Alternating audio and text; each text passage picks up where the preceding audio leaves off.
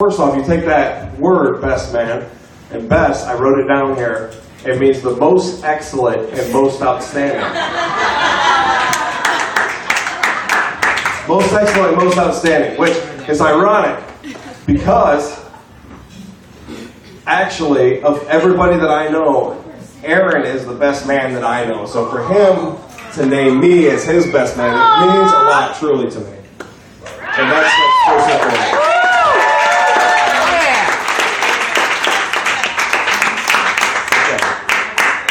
Now, nextly, I want to let you guys know there's differences between personality and character.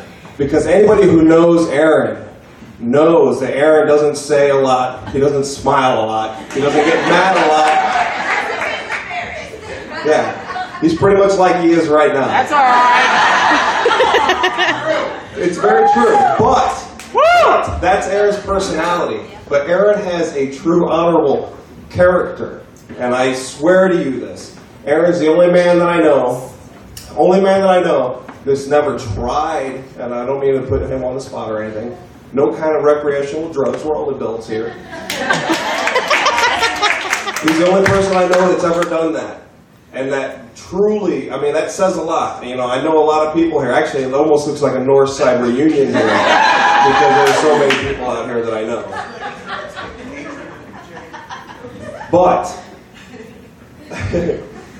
But seriously, he's a good man, and a lot of that is due to his parents. And I've known them for a very, very long time.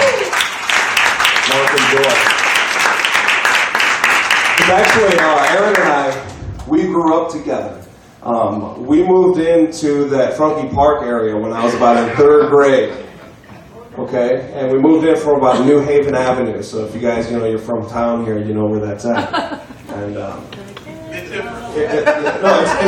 a little difference, but the one thing that was bizarre about Aaron, I knew of Aaron. I didn't know him because he wasn't in my class or anything, but I knew of him because kickball was big when we were in elementary school, recess.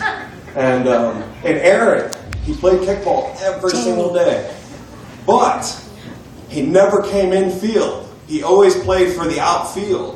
So he never would actually kick the ball. He would only ever catch the ball. So you would only root for him like half the time, because half the time he was on your team, and half the time he wasn't. And at the time, I never understood it, but I admired it so much. Like I really can't explain to you. I was just like, man, you know what? He's committed to that. He never comes in field. Good for him. It's great. Okay. But it wasn't until middle school. Okay. You go into middle school and you lose about half your friends, and you gain about half strangers, but end up becoming your friends from other schools. And that's actually where we met a lot of these other guys here. And we've known Aaron for, double-digit years. That's why I say I'm so honored to be his best man, because any single one of these guys, his own brother Joe, our friends Brandon or Rob, any one of these guys could have been Aaron's best man, truly. Because we've all been there. We've all seen Aaron grow up. And it's been a great experience, I swear to you. But science class, it was I wrote it down here, 1996 science class. Aaron and I, we sat right next to each other. And I remember him from elementary school. This guy never came in field.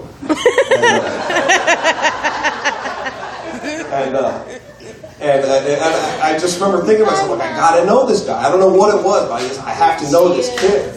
And, he was my age. He was the complete opposite of me. I was so outgoing and ready to talk to people. I was ready to talk to people, and yet he was so just to himself. He never really said a whole lot. And I made it my one goal in that science class was like, I got to make this man, I got to make him smile, I got to make him laugh. It was like a personal goal of mine. It was like at some point during the day, I had to say something that was funny or just annoying or anything like that would make this guy laugh. But that's kind of how our whole friendship got started. And it was very lucky for me. What did you say? Oh, it was idle chit-chat, anything that had to do with, for instance, at one time we were building robots, and I just misread a thing on the outside of the box of the robot. It said, move it. And they were like, well, what should we name our robot? And I said, well, we should call it the Marvin. Not even realizing that it said move it. But that was one of those things that would get a smile from a person like Aaron, which was okay. I was okay with taking the shot for that one. Anyway, you fast forward up and through high school. We all got good memories of high school. And all the way up until graduation, which we all got to graduate. Well, one of us missed out on the last year, but the 2001, but actually, ironically, Brandi was in the picture by this point, so that tells you how long ago it was. 2001, we got to graduate, and we all got to kind of grow up a little bit. We weren't such kids anymore. And actually, Aaron, there was a time there, we can talk about this now because we're all adults now.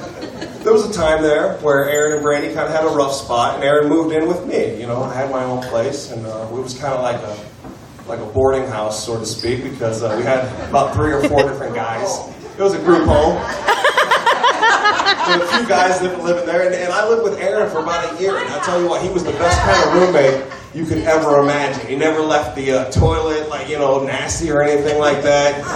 I mean, he would pick up after himself every time. He'd never leave dishes or nothing. I mean, he was fantastic to live with. So I know Brandi, she's going to be in for a good future here.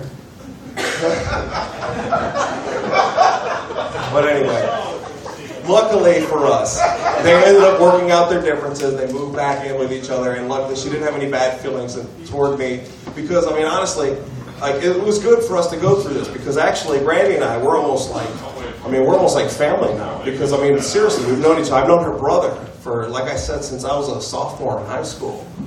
And Corey, I know he's out here somewhere. Oh, yeah, there he is right there, Corey. And I've known her brother for, like I said, double-digit years now. That was 2000. I've known you for 13 years. 98? Since Jeff Landis and SWF. That's a whole nother story. Yeah. Anyway, we got a lot of history, all of us here in this room. I feel like I know all you guys, like we're all family and friends. It's so fantastic. Best thing, this is going back to Aaron's character. No matter through all those good times, all those bad times, his character has always gotten him through all these things. Somehow Aaron, he's never leaded like any kind of temptation. He's never given in to any kind of like things like that, simple outs. And he's always kept one foot in front of the other, and he's always kept on moving forward, somehow, some way. And I've always admired that. I mean, honestly, we're almost like not even friends anymore. You can almost take us past that. Our friendship has matured past friendship, beyond that, and we almost feel like brothers. And I know we kind of tossed that around last night. We had Aaron's party last night.